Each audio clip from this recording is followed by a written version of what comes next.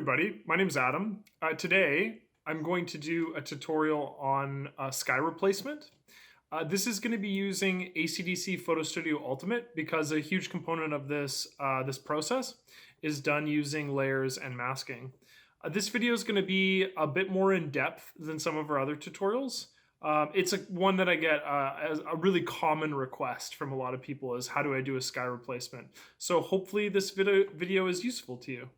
This is one of the most common questions I get, and I wanted to do a full tutorial on it. The subject at hand is replacing a sky. There's a lot of ways to do this in ACDSee, and the way I'm going to be showing you today is essentially by using the Smart Brushing tool. I think it's one of the more cleaner and effective ways to do so. So let's just jump right in and why don't we give this a shot. I'm going to take an image that I want to replace the sky on. In this image here, we have a nice like bright sky and a very green foreground with the hills here. And what I'm going to do is I'm going to take this sky with these mountains on the left here, and we're going to incorporate this into our image to essentially replace the background, to replace the sky. So I'm going to take this image and I'm going to open it into edit mode. Now, the first thing I should probably do is actually just bring in this second image from my film strip. And what I mean by that is I'm actually going to add it to my layer panel. So I'm going to click this second image that's in this same folder that appears in this film strip down at the bottom here. And I'm just going to drag it and drop it onto my layer panel. If I drag it underneath, it should pop up, and I'm going to just place this around and move it basically until I'm happy with its location. For now, we'll probably just place it, commit it, and we'll sort of fine-tune that later. I'm just going to move it underneath. So what I'm going to do is move it underneath, and the reason why is because what we plan on doing is selecting and masking out the sky here, which I'll explain momentarily. So with my layer 1 selected, what I'm going to do is I'm going to navigate to the brush selection tool, which is up at the top left hand corner here. And we're going to click on that.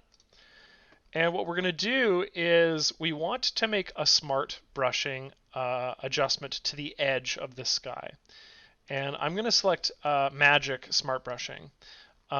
Magic Smart Brushing is a combination of tone and color, essentially. So what we're looking at when we're going to make a nib selection is we're essentially looking for colors and tones that are similar to the one that we've selected, the pixel that we have selected. What that means in practical application is that when I go to select the background here, you can see that it's pretty good about capturing the sky and ignoring the hills. I actually need to lower the tolerance slightly because I noticed while I was selecting my sky over here, I got a little bit of the, you can see this active red selection in these hills here, and I want to avoid that. So what I'm going to do is I'm going to lower my tolerance to say 60, and we're going to keep navigating around. And I think what we might find is that this is going to be a bit more effective, and we can kind of avoid some of these hill areas. Now, if we ever wanted to, say, erase some areas like these hills that were captured, what I'm going to do is I'm going to right-click on them, and it should do a fairly good job of the exact same, just the reverse process, which is, of course, to ignore the hills and to capture the sky. If there's areas you can't get rid of, like in this center area over here, what I can do is I can just turn my smart brushing off just to fix these areas. So I'm just going to go through and I'm just going to erase this by right-clicking with smart brushing turned off in this one area. And then we're going to turn smart brushing back on for the remainder of the area. That's pretty good though. So I'll turn smart brushing on again. And what I'm going to do is I'll navigate over to this right-hand section here, and we'll finish making this sky selection. This doesn't have to be perfect because we're actually going to be using the mask to remove some of these elements anyway. The benefit of this, and the reason why we're only making a selection next to these hills here, is because we're going to quickly go through and select all of the sky in one fell swoop in a second from now. So I'm going to make my way around. Really the area that's most important is just this edge area, right? Because this edge area is what contains sensitive information that we want to keep in our image. What we're trying to get rid of is the sky. What we're trying to keep is our subject in the foreground, etc. So I'm going to go through and I'll do the best job I can to just capture all of this. I'm probably going to speed the rest of this process up for the video, but as I go through.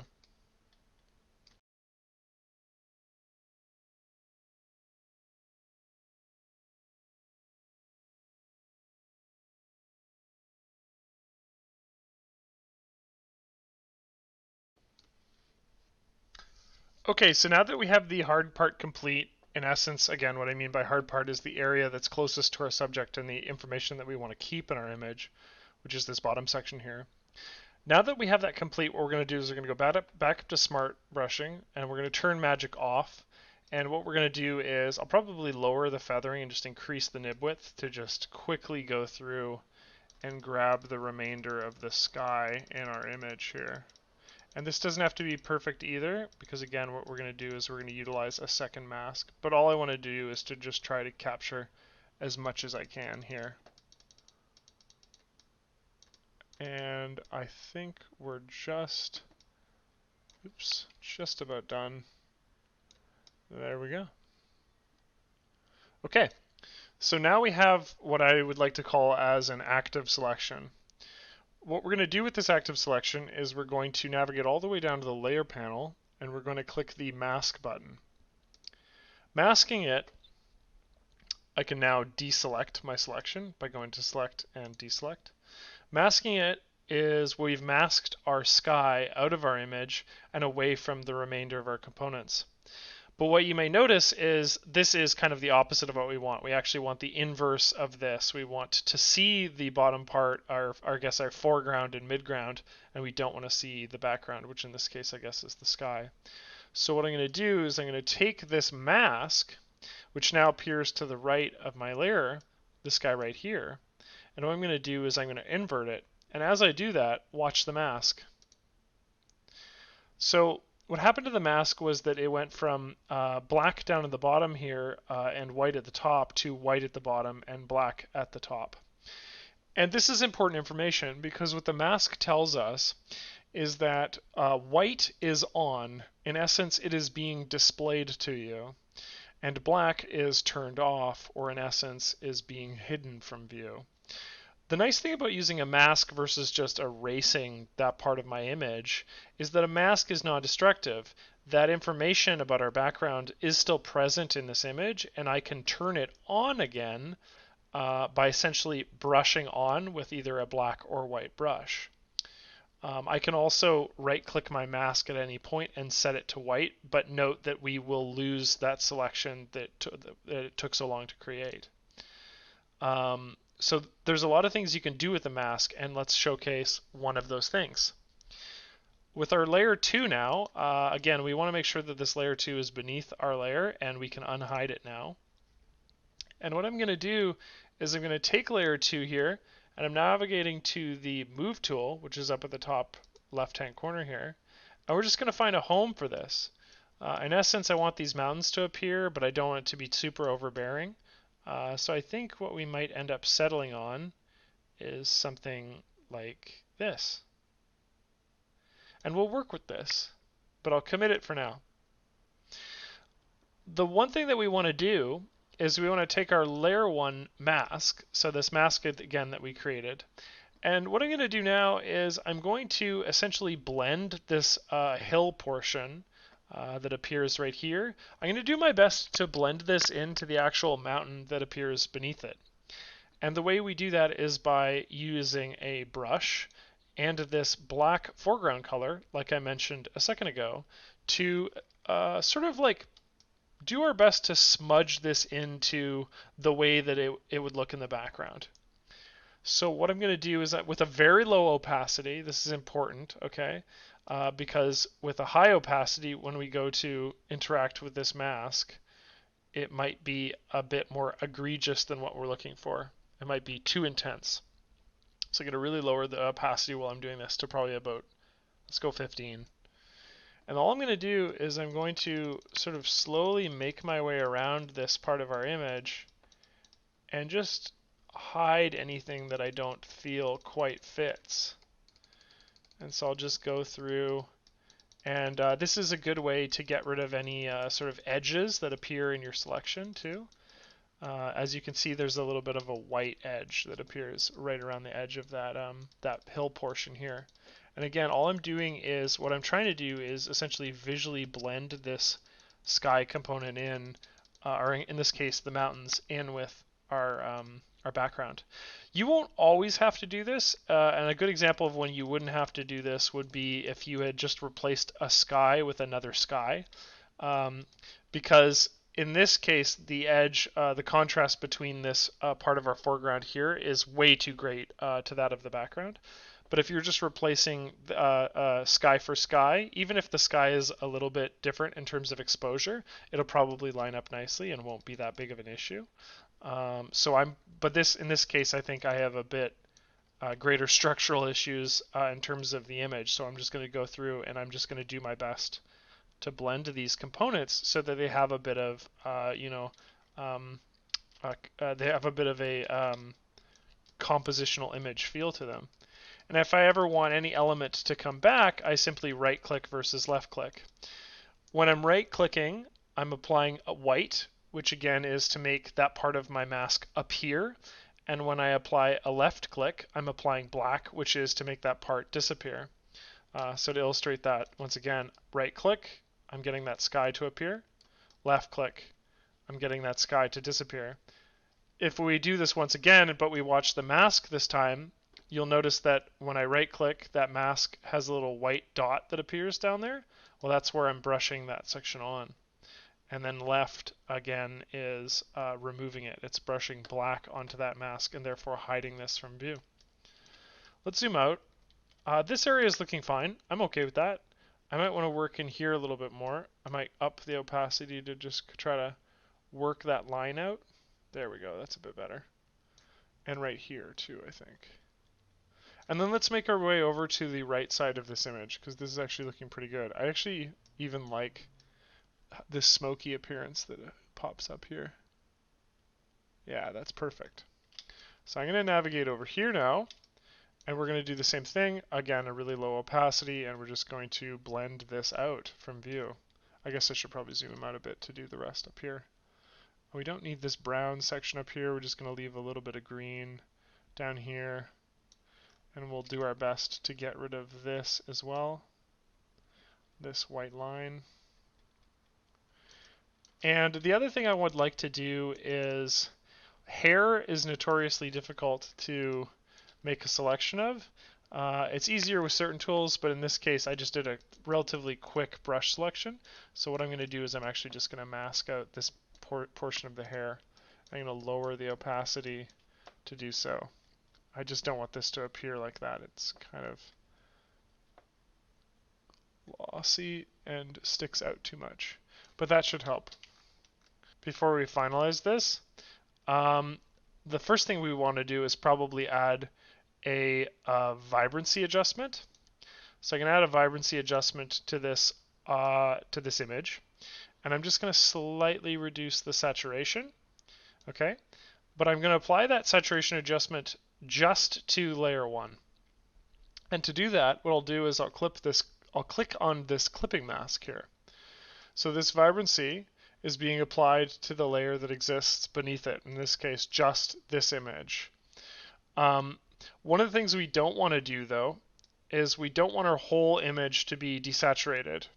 And the way we do this is once again by using the mask, this time within the vibrance adjustment, not on the layer 1. So in this case, what I'll actually do is I'll click the vibrancy adjustment and I'll click its mask. Now what I'm going to do is I'm going to take a brush again, but what I'm going to do is I'm going to brush on black over top of this vibrancy adjustment in our foreground and around our subject here. And the reason why I'm doing this is because what I want to do is have this background area that's just above our foreground here. And when I say foreground, what I guess I mean is this island portion here and our subject. Everything that isn't that I'd like to desaturate that area so it has a better homogeneity between that and the mountains that exist behind it. So with that complete, what I'm going to do is I'm going to click on this vibrance, and what I'm going to do is I'm going to click on the vibrance settings rather, and I'm just going to increase the saturation until I find like it fits fairly nicely, which I think is about there versus what we had previously. So again, this vibrancy adjustment is only affecting that midsection of our image. I'm just noticing one thing that I have to remove. Oops. Which is when I was showcasing earlier. There we go, that looks better. And then the last thing I want to do is, again, just to give this a homogeneous appearance and so that things don't feel necessarily out of place, I'm just going to add a photo effect. I'll just choose a very neutral photo effect. Let's see here. Maybe like Madison. Sure. And what I'll do is I'm just going to lower the opacity. So this is being applied to our whole image just very subtly. So that's the difference, just for clarity's sake. And again, what this does is it just gives our image a bit of homogeneity to it so that things like this masking that we've done stand out less than they did previously. What I'm going to do now is I'll just show you a comparison with our original image and our new image.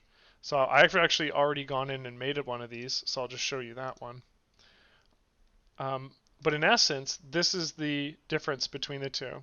So I'm in manage mode, and to compare two images, you just click on them and right click and you go to compare images.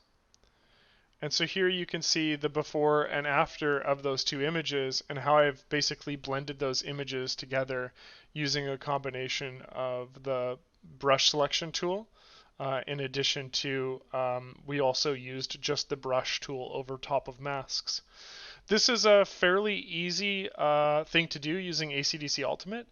Playing around with masking, and black and white foreground brushes is essentially all of the tools that we use to create this effect, with just one adjustment at the end that sort of applies this color adjustment to make it look a little bit more homogeneous and stand out. So that's it for today, friends. Thanks for watching this tutorial on sky replacements. If you have any questions or comments, just drop them in the box below.